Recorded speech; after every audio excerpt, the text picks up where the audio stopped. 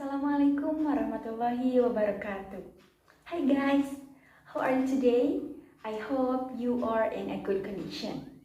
Okay, today we will discuss about procedure text.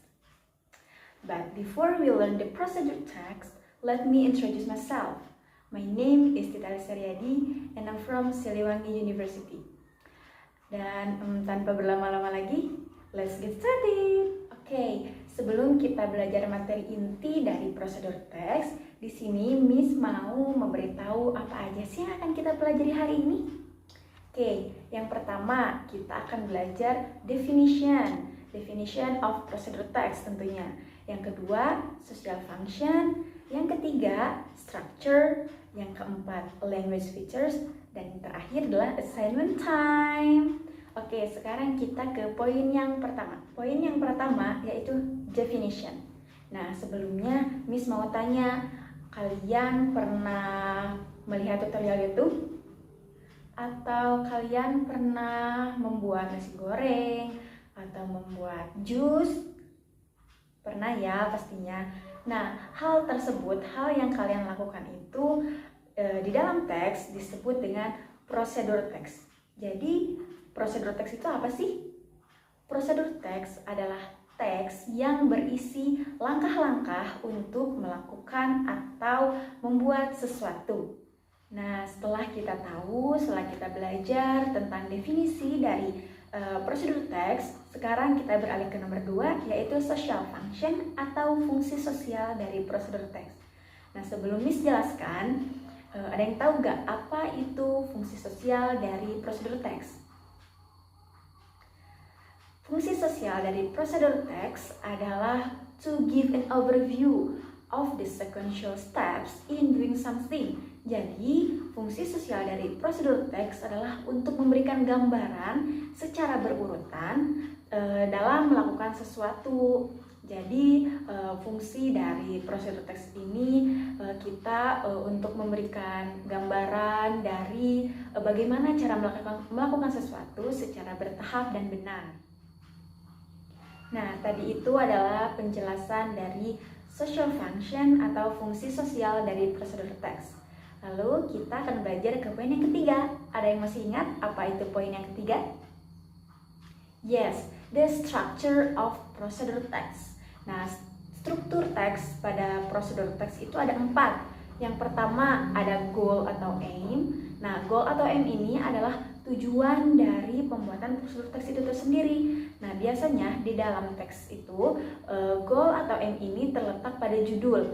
Contohnya seperti how to make an apple juice atau how to use wash machine, seperti itu. Lalu yang kedua, struktur yang kedua ada equipment atau tool. Nah, equipment atau tool ini adalah alat-alat atau bahan-bahan yang dibutuhkan untuk melakukan suatu prosedur. Lalu yang ketiga ada steps. Nah, steps di sini sudah jelas, yaitu langkah-langkah untuk melakukan prosedur tersebut. Nah, untuk steps ini biasanya kita juga bisa menyebutnya dengan steps, dengan method, atau dengan way. Lalu yang terakhir ada result. Nah, result ini adalah hasil dari prosedur yang kita lakukan. Biasanya di dalam sebuah teks prosedur, result itu terdapat di akhir kalimat. Misal, contoh dari result itu ada finally you have an apple juice, seperti itu. Baik, sekarang kita akan belajar tentang poin yang keempat, yaitu tentang language features atau unsur kebahasaan yang ada di prosedur teks. Nah, ada apa aja sih unsur kebahasaan yang ada di prosedur teks? Unsur kebahasaan di prosedur teks ada 3. Yang pertama, using imperative sentence. Using imperative sentence itu apa sih? Nah, imperative sentence itu adalah kalimat perintah. Nah, kalimat perintah ini menggunakan simple present dan menggunakan verb 1. Lalu yang kedua menggunakan time sequence. Nah, time sequence ini contohnya seperti apa? Contoh dari time sequence adalah seperti first, second, next, then, dan yang lainnya. Lalu yang terakhir yaitu menggunakan adverb. Nah, adverb di sini ada 3, ada adverb of manner, adverb of place, dan adverb of time. Nah, contoh dari adverb of manner ini seperti slowly, quickly, seperti itu. Nah, untuk adverb of place biasanya di teks itu seperti ini. Misal, put into the blender. Nah, into blender itu disebut adverb of place. Lalu yang terakhir ada adverb of time. Adverb of time ini untuk menjelaskan durasi waktu. Misal, for 1 minute, for 30 minutes. Nah, jadi adverb of time ini untuk menjelaskan durasi dalam melakukan pembuatan sesuatu, seperti itu. Oke, setelah kita tahu definisi, kita tahu struktur, fungsi sosial, dan juga language features dari prosedur teks, sekarang Miss mau kasih contoh 2 teks. Kalian amati, kalian baca dulu, oke? Berikut adalah contoh teks yang pertama.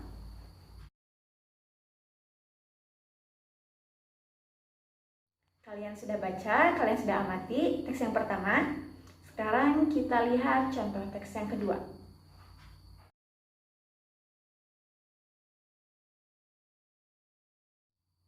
Oke, setelah mengamati contoh teks yang pertama dan contoh teks yang kedua, sekarang kita bandingkan, kita analisis language features yang ada pada contoh teks yang pertama dan contoh teks yang kedua. Sekarang kita lihat contoh teks yang pertama. Kita analisis language features yang ada pada contoh yang pertama ini ya. Untuk goal atau aim pada contoh yang pertama ini ada di mana? Ya, ada di judul ya, yang how to wash your hands. Bagus. Lalu yang kedua yaitu di mana bahan-bahan atau alat-alat yang dibutuhkan. Ya, di bagian equipment. Bagus. Lalu time sequence-nya kita lihat ya. Nah, di time sequence ini, di contoh teks yang pertama ini, menggunakan kombinasi antara first, second sebagai ordinal number, dan next, after that, dan then, yaitu sebagai conjunction ya disebutnya. Jadi di contoh yang pertama ini untuk time sequence-nya ada kombinasi. Lalu kita bandingkan dengan contoh yang kedua. Nah, untuk contoh yang kedua, goal-nya ada di mana?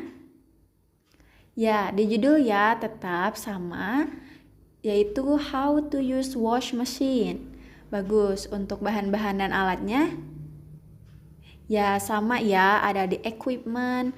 Lalu untuk time sequence-nya kita lihat apakah ada perbedaan. Berbeda ya dengan untuk ini, dengan contoh yang pertama. Untuk di contoh yang kedua ini time sequence-nya hanya menggunakan ordinal number, yaitu seperti first, second, third, fourth, dan lain-lain. Jadi perbedaan antara contoh yang pertama dan contoh yang kedua yaitu pada penggunaan time sequence-nya. Kalau yang pertama tadi menggunakan kombinasi antara ordinal number dan conjunction. Pada teks yang kedua yaitu hanya menggunakan ordinal number. Oke. Lalu untuk social function-nya sama atau berbeda? Sama ya, karena contoh yang pertama dan contoh yang kedua ini masih prosedur teks, jadi social function-nya sama, yaitu untuk memberikan gambaran secara bertahap dalam melakukan sesuatu ya. Baik, tadi kita sudah belajar tentang prosedur teks kan, dari awal sampai ke analisis contoh. Nah, sebelum Miss menutup pembelajaran hari ini, Miss mau mengulas kembali untuk mengingat kembali apa yang sudah kalian pelajari tadi. Baik, yang pertama ada definisi. Untuk definisi, apa sih definisi dari prosedur teks? Ya, prosedur teks itu adalah teks yang berisi tentang step-steps yang berurutan dalam melakukan sesuatu atau membuat sesuatu. Bagus ya. Lalu yang kedua ada social function. Fungsi sosial dari prosedur teks apa? Ada yang masih ingat? Ya, social function dari prosedur teks itu untuk memberikan gambaran bagaimana melakukan sesuatu. Bagus. Lalu yang selanjutnya ada struktur teks dari prosedur teks ada berapa? Bagus, ada 4. Apa aja? Goal, equipment, steps, dan result. Bagus. Lalu yang terakhir yaitu language features atau unsur kebahasaan. Apa aja unsur kebahasaan dari prosedur teks? Ada yang masih ingat? Oke, unsur kebahasaan dari prosedur teks itu ada 3 ya. Yang pertama ada imperative sentence, yang kedua ada time sequence, dan yang ketiga ada penggunaan adverb. Bagus, kalian masih ingat, kalian sudah memahami.